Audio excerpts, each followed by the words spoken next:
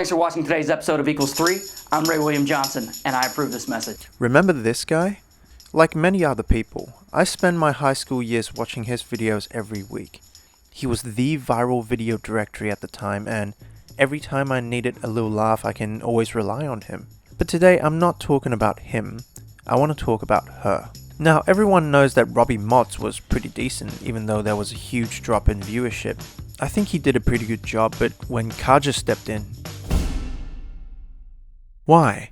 Now, as Kaja is leaving the Equals 3 show, I want to talk about what Kaja didn't do to satisfy the Equals 3 fan base. Before I start, I'd like to point out that what you like is your opinion. You may think that Kaja is a great host, but what I'm focusing on is the statistic view drops and how this reflects on Kaja. Personally, I don't think she was a good host, but again, that's my opinion. So you don't have to agree with me, and you're more than welcome to dislike the video, leave a hateful comment, and close the tab. But if you stayed, here we go. Presenting the new host of Equals 3. The first thing you have to know is that Kaja's entire viewership is based on Ray's fan base. There are 10 million subscribers when Ray left the show, and everyone who tuned in for Ray had to adapt to a new host. These people are not fans of anyone else but Ray. So even when Ray says that he allows space for each host to do things differently, trying to do things too differently can really backfire. Robbie Motz understood this, so when he first hosted, this is what he did. Hey, let's take this journey together, right? Let's get started. See? Now everyone's happy. Later in his Equals 3 career, even though there's a viewership drop, you can see how Robbie kept the people who stayed happy.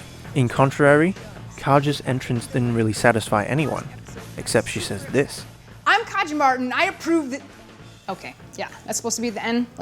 Which brings us to the second point, the jokes. Why is this better than this? The short answer is, it's offensive. Now, Ray, who once earned himself a Guinness World Record for most subscribers on YouTube by standing in front of a fucking comic wall and babbling about viral videos, didn't get there because of luck. I kid, it's not Equals 3 without a little bit of racism.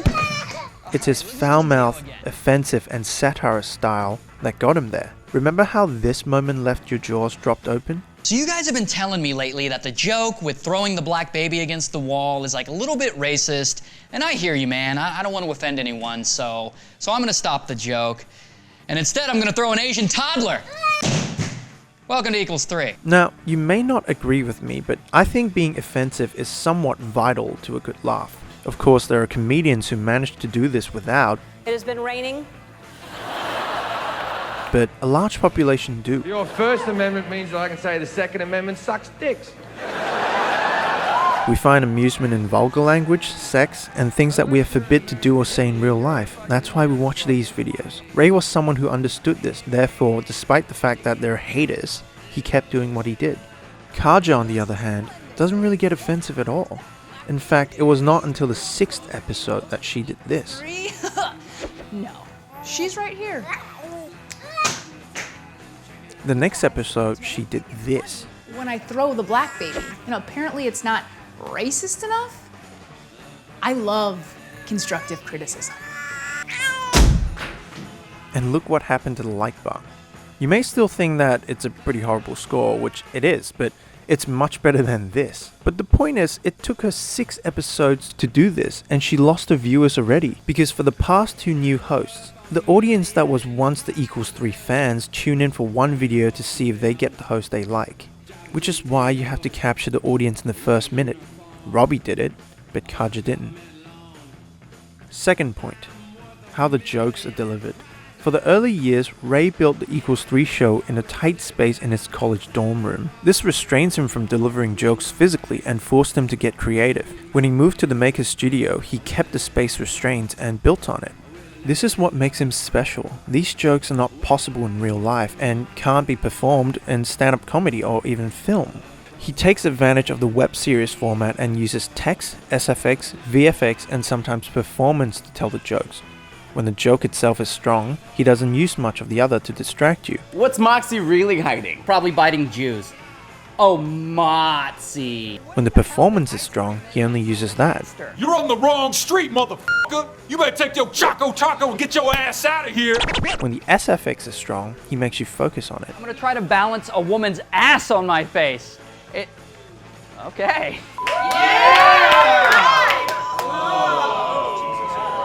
That did not go as well as I had planned. Sometimes he uses off-screen directions, I'm gonna show you how it's done. I'm gonna show you how to kiss a bride. Come here, Phil. Why are you running? and sometimes he breaks the framing. And by switching them up, it gives surprises, and that earns a good laugh because you can't expect what's coming next. What the hell is a vacuum cleaner man anyway? Let's see, there's a mailman, a milkman, a policeman. There's no such thing as a vacuum cleaner man. That's just something some stranger said so he could see your tits. Good afternoon, ma'am. I'm the vacuum cleaner man. I'm here to inspect your tits. In contrary, Kaja doesn't switch it up at all. It's mainly performance. VFX and text were used only to complement what she's saying. Check out this joke in the latest episode. These guys might as well be a Happy Meal. Oh, snack time! Go, chip tooth! This was supposed She could have done this in stand-up, and it doesn't use all the elements available to her. Why not use them creatively? I mean, come on, that's not even the real Illuminati sound effect. See, there's a 3 button on the phone. On top of that, Ray will make jokes about things we don't notice. Like this. And finally, where the fuck is this wedding? In the hood? Why is there a stop sign in the background? And why are kids riding their bikes 10 feet away? This is something that Robbie also understood. He uses excessive amounts of hair gel on the weekend. Oh yeah, by the way, in her latest episode, she actually made a pretty awesome joke about Vin Diesel. Holy shit, that was amazing! Who was driving that truck? Vin Diesel? And finally, Ray's segments builds. Everything has a beginning, middle, and an end. He adds more layers to her jokes to the point where it's just about right, and he takes it away. The dad was like, come on, kid. If you're old enough to walk, you're old enough to walk it off. Now bring me another beer.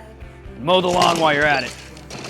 Don't tell your mother about this. But when Kaja does it, Nobody puts that much effort into locking their phone unless they're doing some shady ass shit. But hey, the joke's on him, because he's got to do that every time he wants to read a text. I would love to see this guy's high school locker. This was posted November. the jokes connect each other, but they're not essential, meaning that you can put these jokes in another order and they'll work just as fine. Like this. They're doing some shady ass shit. I would love to see this guy's high school locker. But hey, the joke's on him, because he's got to do that every time he wants to read a text. This was posted November 7th. I might sound a little harsh on Kaja, but I think at the end now of her Eagles 3 career, she's doing a pretty good job. I mean, she's not as good as Ray, but she definitely doesn't deserve a 60% dislike ratio. So if there's anything that I can say to Carlos Santos, who is about to host a show in December, think about this. Ray was someone who once single-handedly built the biggest YouTube channel in the world, so learn from him.